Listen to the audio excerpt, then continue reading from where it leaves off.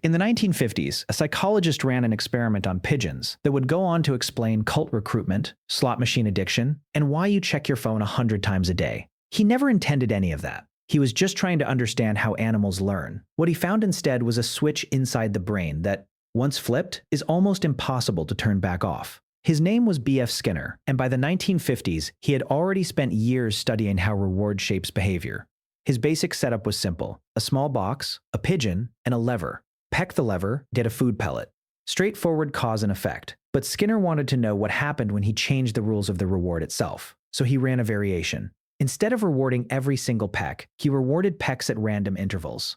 Sometimes the pigeon got food after 1 peck, sometimes after 20, sometimes after 100. There was no pattern the pigeon could detect, no way to predict which peck would pay off. The results surprised even Skinner.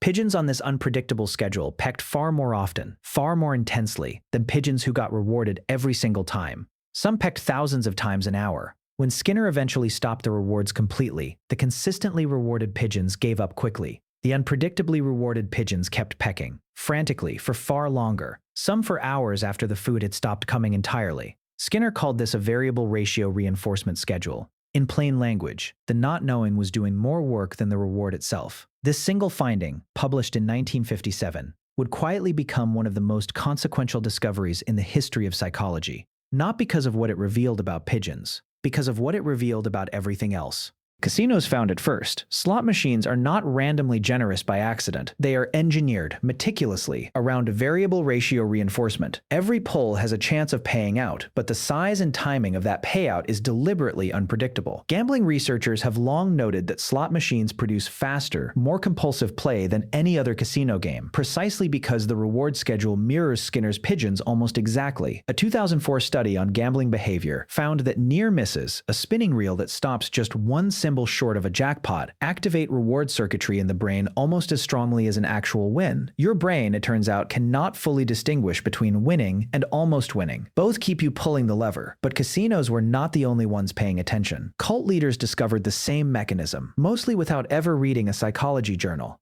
Researchers who study coercive control have documented a consistent pattern across wildly different groups, from religious cults to multi-level marketing schemes to extremist organizations. New members are showered with intense, consistent praise and attention early on, a phase researchers call love bombing. This initial period feels warm, predictable, almost overwhelming in its generosity. Then, deliberately or not, the reward becomes unpredictable. Approval from the leader starts arriving inconsistently. Sometimes a member is praised lavishly in front of the group. Sometimes the exact same behavior earns cold silence or public correction. Members cannot predict which response their devotion will earn on any given day. Former members interviewed by psychologist Stephen Hassan and other researchers in this field describe an almost identical experience.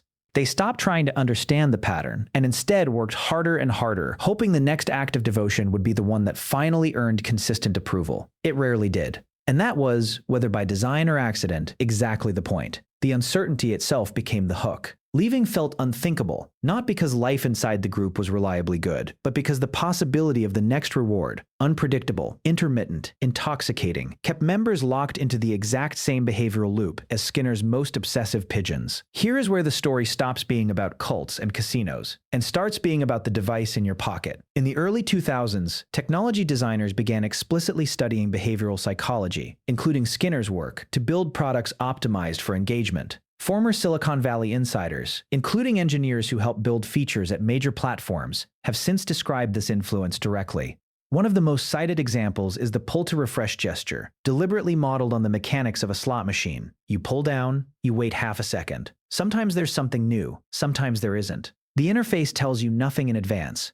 Notifications work the same way. Some are meaningful, most are not. You cannot tell which is which until you check. And that uncertainty, that exact same not knowing that kept Skinner's pigeons pecking for hours, is what pulls your hand toward the phone dozens of times a day. A 2019 review of mobile technology research found that intermittent notification patterns produce significantly higher app opening rates than predictable, scheduled notifications. Predictable rewards, it turns out, are almost boring. Unpredictable ones are compulsive. Every social media feed you scroll works on the identical principle. Most posts are unremarkable. Occasionally, one is fascinating, funny, enraging, or emotionally overwhelming. You cannot know in advance which post is coming next, so you keep scrolling, chasing the same unpredictable payoff that once kept a pigeon pecking a lever for hours after the food stopped. None of this means the people who scroll compulsively, gamble compulsively, or stayed in a controlling group longer than they wanted to are weak, foolish, or lacking willpower. It means something closer to the opposite. Variable ratio reinforcement is one of the most powerful behavioral mechanisms ever documented, effective across species, across contexts, across nearly 70 years of research.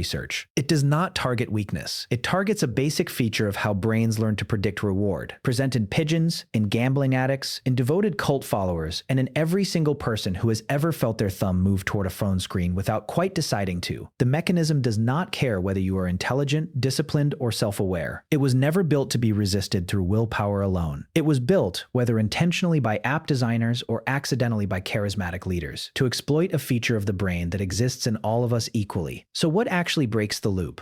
Researchers studying both cult recovery and technology overuse point to a strikingly similar answer. Removing unpredictability restores control. Former cult members regain a sense of agency when they re-enter environments with consistent, predictable social feedback. Compulsive phone users report meaningfully reduced usage, not through willpower alone, but through structural changes, turning off notifications entirely, removing apps from the home screen, making the unpredictable reward simply unavailable rather than trying to resist it moment by moment. The lesson is not that you need more discipline. The lesson is that discipline was never really the tool this problem required. You cannot out-willpower a mechanism this old, this well-documented, and this effective. Skinner's pigeons did not lack discipline. They were responding exactly the way any brain, including yours, is built to respond to unpredictable reward. Somewhere right now, a slot machine is paying out just enough to keep someone pulling the lever. A cult leader is offering just enough approval to keep a follower guessing. And a phone, sitting quietly on a table, is holding an unknown number of notifications behind a locked screen, unpredictable, unresolved, and quietly impossible to ignore. The mechanism is nearly 70 years old. The pigeons never knew they were being studied, and most of us, pulling the phone out of a pocket for the 100th time today, do not know it either. You are not weak for feeling the pull. You are simply a brain, doing exactly what brains have always done, in a world finally sophisticated enough to use that fact against you.